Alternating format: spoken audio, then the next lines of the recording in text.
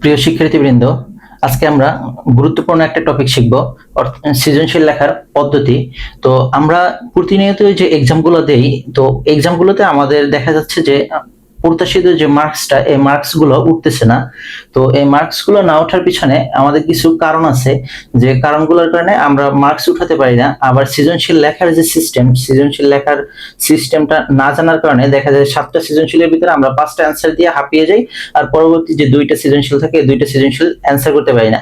আবার এমন হয় যে তোমাদের ফ্রেন্ড সার্কেলের ভিতরে এমন কিছু ফ্রেন্ড সার্কেল আছে যারা হলো এক্সাম দিয়ে বের হয়, তো তুমি জিজ্ঞেস করলা যে দোস্ত এক্সাম কেমন হয়েছে, তো বলে যে দোস্ত আমি তো এক্সাম একেবারে কোপাই দিছি, পুরো সৃজনশীল সব লিখে আসছে। কিন্তু দেখা যায় যে তোমার ওই ফ্রেন্ড এক্সাম ঠিকই দিছে, সৃজনশীলের প্রশ্ন উত্তর মনের মাধুরী মিশিয়ে পুরো অ্যান্সার লিখে আসছে, কিন্তু অ্যান্সার গুলো যে লিখছে, সৃজনশীলের যে সিস্টেম, সৃজনশীলের যে প্যাটার্ন কিছুই ফলো করে নাই, নিজের ইচ্ছা মতো করে লিখছে। যার কারণে দেখা যায় যে টিচার দেখছে, ওই টিচার দয়া মায়া করে কিছু মার্ক দিছে, দেখা যায় আফটার অল তার রেজাল্টও খারাপ আসছে। লিখে পেজ ভরে আসছে, অনেকগুলো এক্সট্রা শিট নিছে, লিখে মোটা একটা খাতা বানাইছে, কিন্তু মার্কস আসে নাই। তো এই জন্য হলো সৃজনশীল লেখার সিস্টেম বা পদ্ধতিগুলো তোমাদেরকে ফলো করতে হবে।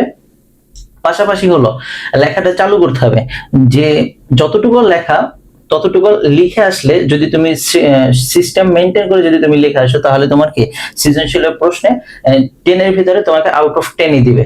তো এখন আমরা সৃজনশীল প্রশ্নে যে কয়টা ক্যাটাগরি প্রশ্ন থাকে, আমরা একটু ফার্স্টে এই কয়টা প্রশ্নগুলো একটু জানবো। তো দেখো, একটা সৃজনশীল প্রশ্নের ভিতরে তোমার 4টা ক্যাটাগরির প্রশ্ন থাকে, যেটা তোমরা জানো। যে ফার্স্টে যেটা থাকে কতে জ্ঞানমূলক, যেটা হলো তোমাকে ডিরেক্ট হলো বই থেকে লিখতে হয়। যেমন কতে হলো থাকে তোমার জ্ঞানমূলক। এরপর খ যেটা, এটা তোমার থাকে অনুধাবন মূলক। গ নাম্বার যেটা, এটা থাকে হলো তোমার প্রয়োগমূলক।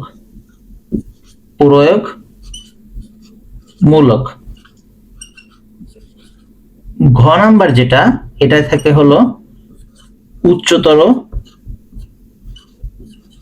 দক্ষতা। অর্থাৎ এই যে 4টা টাইপের প্রশ্ন, এই 4টা টাইপের প্রশ্ন হলো তোমার কি একটা সৃজনশীলের ভিতরে থাকে। এখন আসো, তোমার এই জ্ঞানমূলকে যেটা, এটা হলো তোমার 1 মার্ক, খতে হলো তোমার 2 মার্ক, গতে হলো 3 মার্ক, আর ঘতে হলো 4 মার্ক। এখন আমাদের সৃজনশীল প্রশ্ন লেখার ক্ষেত্রে কয়ের জন্য আমাদের একটা বাক্য অথবা একটা শব্দে অ্যান্সারটা লিখতে হবে। সর্বোচ্চ গেলে আমাদের 1.5 লাইন, এর উপরে না।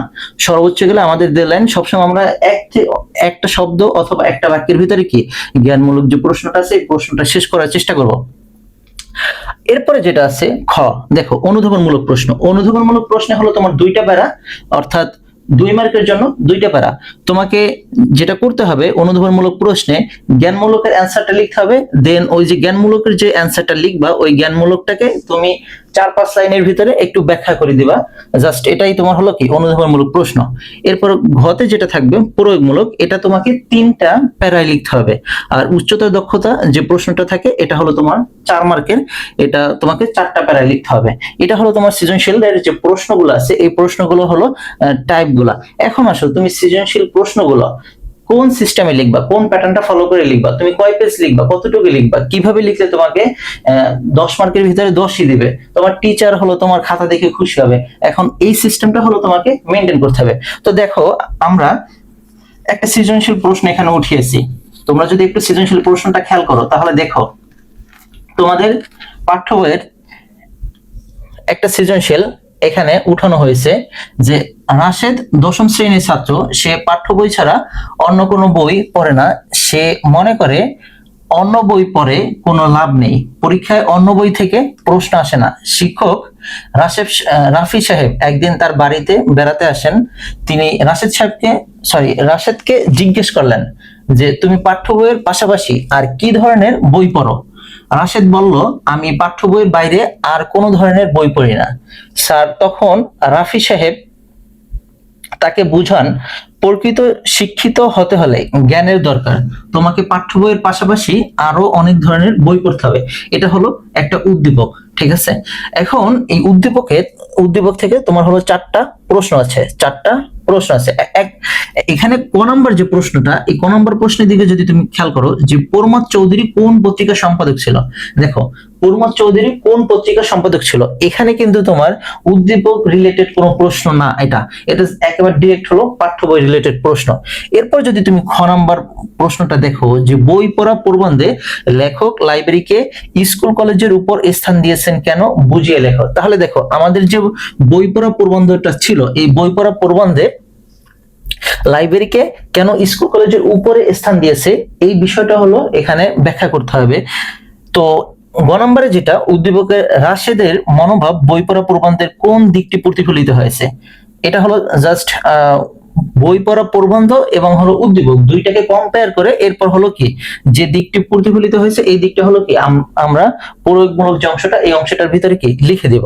এরপর ঘ নাম্বার যেটা উদ্দীপকের রাফি সাহেব যেন প্রমথ চৌধুরীর সার্থক প্রতিনিধি মন্তব্যটি বিশ্লেষণ করা, অর্থাৎ আমাদের ঘ নাম্বার যে টাইপের প্রশ্নগুলো এই টাইপের প্রশ্নগুলো মন্তব্যটি সঠিক কিনা বিশ্লেষণ করো, এই মন্তব্যটার পক্ষে এই মন্তব্যের সপক্ষে যুক্তি দাও, এই টাইপের যে প্রশ্নগুলো থাকে তো এই প্রশ্নগুলোকে আমাদের 4টা প্যারায় লিখতে হবে। তো এখন আসো আমরা সৃজনশীল প্রশ্ন যে লিখবো সিস্টেমটা একটু দেখে নেই যে কিভাবে আমরা সৃজনশীল প্রশ্নটা লিখতে পারি।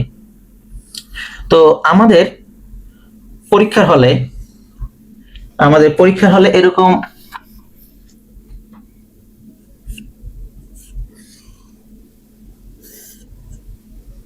খাতা থাকে, তো আমরা 4টা পাতা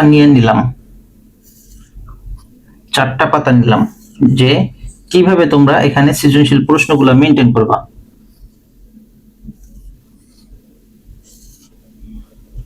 আমরা আরো একটা এক্সট্রা পেজ নিলাম 5টা, আমরা 5টা পেজই দেখাবো।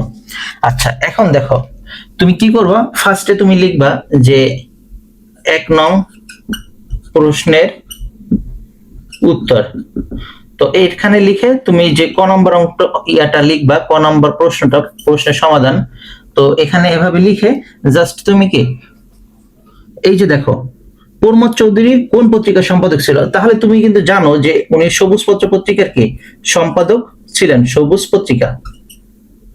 জাস্ট কি এটা 2টা শব্দের ভিতরে কি তোমার অ্যান্সারটা হয়ে গেছে, তাহলে তোমার কি ক শেষ, ঠিক আছে।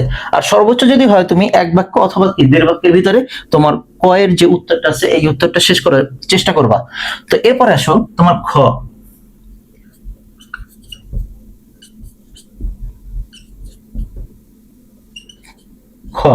তো এভাবে লিখে তুমি কি করবা, অর্থাৎ ক নাম্বারটা শেষ করার পরে এখানে হলো 2 আঙ্গুলের মতো ফাঁকা জায়গা রাখবা, এই ফাঁকা জায়গা রাখার পরে কি করবা, এই যে খ নাম্বার প্রশ্নটা এই খ নাম্বার প্রশ্নটাকে শুরু করবা। শুরু করার পরে এরপর দেখো এখানে বই পড়া প্রবন্ধের লেখক লাইব্রেরিকে স্কুল কলেজের উপরে স্থান দিয়েছেন কেন। আচ্ছা এখান থেকে প্রশ্নটা তুমি যে জ্ঞানমূলকে হলো অংশটা লিখবা 1.5 লাইনের ভিতরে, অর্থাৎ 1, 1.5 অথবা 2 লাইনের ভিতরে কি তোমার জ্ঞানমূলক অ্যান্সারটা শেষ করবা। তো এখানে তুমি কি শেষ করে দিলা, দেন এরপর যে তোমার অংশটা থাকবে তুমি সেকেন্ড আরেকটা প্যারা নিবা, আমাদের খ নম্বর প্রশ্নে 2টা প্যারা থাকে, তাহলে তুমি সেকেন্ড কি করবা আরেকটা প্যারা নিবা, এই যে আরেকটা প্যারা নিয়ে এই অংশটা হলো এই পেজের ভিতরে শেষ করবা। অর্থাৎ তোমার যে একটা পেজ থাকবে, প্রথম যে পেজটা থাকবে এই পেজের ভিতরে তুমি ক এবং খ এই 2টা প্রশ্ন হলো ধরাবা, এই যে ক এবং খ এই 2টা প্রশ্ন কি তোমার যে প্রথম পেজটা থাকবে এই পেজের ভিতরে কি নিবা।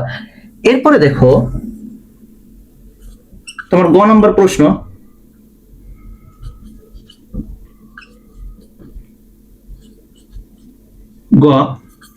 তুমি কি করলা, পরবর্তী যে পেজটা থাকবে পরবর্তী পেজের শুরুতে গ নম্বর প্রশ্নটা কি লেখা শুরু করলা। তো এখানে দেখো তোমার গ নম্বর প্রশ্নে উদ্দীপকের রাশেদের মনোভাব বই পড়া প্রবন্ধের কোন দিকটি প্রতিফলিত হয়েছে। আচ্ছা বই পড়া প্রবন্ধের কোন দিকটি প্রতিফলিত হয়েছে, তুমি এখান থেকে জ্ঞানমূলক যে অংশটা এই জ্ঞানমূলক অংশটা কি তুমি শেষ করে দিলা, ঠিক আছে। জ্ঞানমূলক অংশটা কি তোমার শেষ, 1 পারা শেষ, তাহলে তুমি যদি 1 পারা লিখো তাহলে তোমার এটার জন্য কি 1 মার্ক। তো এরপরে দেখো এই যে অংশটা লিখছো এই অংশটা হলো কি করবা, তোমার যে পাঠ্য বই আছে পাঠ্য বইয়ের আলোকে কি এটা ব্যাখ্যা করে দেবা, ঠিক আছে, এটা ব্যাখ্যা করে দেবা।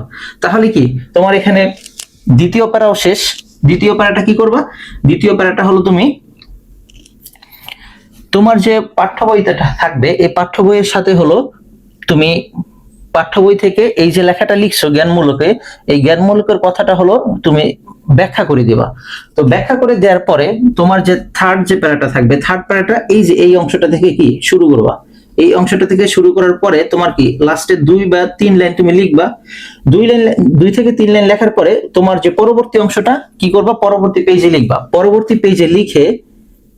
পেজে লিখে এখান থেকে তুমি কি করবা, 3 থেকে 5 লাইনের ভিতরে কি শেষ করে দেবা। 3 থেকে 5 লাইনের ভিতরে পরবর্তী পেজে গ নম্বরের উত্তরটা কি শেষ করে দিবা। অর্থাৎ তোমাদের যে থার্ড যে প্যারাটা হবে, এই থার্ড প্যারাটা হলো তোমার উদ্দীপক এবং পাঠ্য বইয়ের যে কম্পেয়ার করে যে দিকটি প্রতিফলিত হয়েছে, তো এটার হলো মূল অংশটা কি এখানে লিখে দিবা। তো এরপরে দেখো তোমার এখানে শেষ 1 নং প্রশ্ন কি গ এর উত্তরটা এখানে শেষ। তারপর কি করবে, এখান থেকে হলো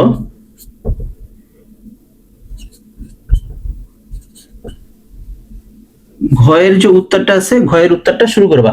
তো এখান থেকে যখন ঘয়ের উত্তরটা শুরু করবা, তোমার কি ঘয়ের জ্ঞানমূলকটা তুমি শেষ করবা। জ্ঞানমূলকটা তোমার এখানে শেষ, যে উদ্দীপকের রাফি সাহেব যেন প্রমোদ চৌধুরীর সার্থক প্রতিনিধি মন্তব্যটি বিশ্লেষণ করো। তো এখানে তুমি কি লিখে দিলা, যে উদ্দীপকের রাফি সাহেব প্রমোদ চৌধুরীর সার্থক প্রতিনিধি মন্তব্যটি যথার্থ। তাহলে কি মন্তব্যটি যথার্থ, তোমার কি 2 লাইনের ভিতরে জ্ঞানমূলকের অংশটা কি শেষ। ওকে, এখন জ্ঞানমূলক অংশ শেষ করার পরে তোমার একটা প্যারা শেষ। এখন তোমার কয়টা প্যারা বাকি আছে, 3টা প্যারা বাকি আছে। তুমি এরপর কি করবা, এখান থেকে 2 আঙ্গুল পরিমাণের জায়গা রেখে পরবর্তীতে কি আবার লেখা শুরু করবা। লেখা শুরু করে তুমি এখান থেকে লিখে তোমার এখানে শেষ করে দিলা। তো এখানে শেষ করার পরে তোমার কি 2টা প্যারা শেষ হয়ে গেল। তো এরপরে তুমি কি করবা, তৃতীয় যে প্যারাটা থাকবে, এই তৃতীয় প্যারাটা এখান থেকে শুরু করবা। এখান থেকে শুরু করার পরে দেখো এই পেজের ভিতরে কি তোমার তৃতীয় প্যারাটা শেষ করে দিবা। অর্থাৎ এখান থেকে শুরু করে পরবর্তী পেজের লাস্ট পর্যন্ত কি তৃতীয় প্যারাটা শুরু করবা, তৃতীয় প্যারাটা শেষ করবা। এখানে শেষ করার পরে তোমার যে পঞ্চম যে পেজটা থাকবে, এই পেজের ভিতরে হলো কি তোমার যে চতুর্থ প্যারাটা থাকবে, এই চতুর্থ প্যারাটা হলো এখানে শেষ করে দিবা। এখানে শেষ করে দিলে অর্থাৎ এখানে তুমি 3 থেকে 5 লাইনের ভিতরে পঞ্চম যে পেজটা থাকবে, 3 থেকে 5 লাইনের ভিতরে কি এখানে এই প্যারাটা শেষ করে দিবা। তাহলে দেখো তোমার যখন যে স্যার হলো তোমার কি খাতাটা কাটবে, তুমি দেখো এই তোমার প্রথম প্রশ্নটা দেখলো যে এখানে কি তুমি এক পেজের ভিতরে কি ক এবং খ এই দুইটা হলো তুমি লিখছো। ওকে, তোমাকে এখানে কি 3 মার্ক দিয়ে দিল। এরপরে দেখো তোমাদের মূল যে মার্কটা কাটে, মূল মার্ক কাটে হলো ক এবং খতে, এই দুইটা যদি সিস্টেম বা পদ্ধতিটা যদি সুন্দর থাকে তাহলে দেখা যায় যে এখানে 3 মার্ক দিয়ে দেয়। কিন্তু মার্ক কাটে হলো গ এবং ঘ, এখানে গতে হলো তোমার 3 মার্কের থেকে 3-এ হলো স্যারদের হলো কমন একটা বিষয়, যদি লেখা মোটামুটি পর্যায়ে হয় তাহলে 3-এর ভিতরে 2 দিয়ে দেয়। আবার হলো ঘতে যেটা করে 4 মার্কের ভিতরে মোটামুটি লেখা হলে 4-এর ভিতরে তোমাকে কি করে 3 দিয়ে দেয়। মানে 2টা প্রশ্ন থেকে লাস্টে হলো 2 মার্ক কেটে দেয়, তোমার মার্ক আসে 7 বা 8-এর মতো। তো তুমি যদি সিস্টেমটা ভালো করে ফলো করো, এই পদ্ধতিটা যদি ভালোভাবে ফলো করো, তাহলে দেখা যায় যে তোমার প্রত্যেকটা প্রশ্ন অর্থাৎ তুমি গটা হলো পরবর্তী পেজের মাঝ বরাবর এসে তুমি কি করছো, শেষ করছো। তাহলে তোমার হলো 1.5 পাতা হয়ে গেছে, 1.5 পৃষ্ঠা হয়ে গেছে এখানে লেখা। তো এরপরে তুমি কি করছো, এই যে যে প্রশ্নটা হলো তোমার 2 পেজের ভিতরে শেষ করবা 3টা পেজ নিয়ে। তো যখন হলো তোমার যে স্যার হলো এই খাতাটা কাটবে, তখন দেখবে যে তুমি প্রচুর পরিমাণে লিখছো সিস্টেমটা ফলো করে, তখন দেখবা যে স্যার হলো তোমার প্রতি খুশি হয়ে যাবে এবং মার্কসও দিবে। তো এটা হলো তোমার কি একটা সৃজনশীল লেখার পদ্ধতি। তোমরা যদি এই পদ্ধতিটা ফলো করো তাহলে আশা করি তোমাদের যে এক্সামের ক্ষেত্রে মার্ক উঠে না যে সমস্যাটা, এই সমস্যাটা দূর হয়ে যাবে। তো তোমরা চেষ্টা করবা যে তোমার ওই ফ্রেন্ডের মতো করবা না, যে মনের মাধুরী মিশে যা আসে মনের ইচ্ছা মতো করে খাতা ভরে দিয়ে আসবা, তাহলে কিন্তু মার্কস পাবা না। তো সৃজনশীলের যে সিস্টেম আছে, এই সিস্টেম পদ্ধতিটা ফলো করে তাহলে লিখে আসবা, লিখে আসলে দেখা যাবে কি তোমাদের যে কাঙ্ক্ষিত মার্কস আছে, কাঙ্ক্ষিত মার্কসটা পেয়ে যাবা।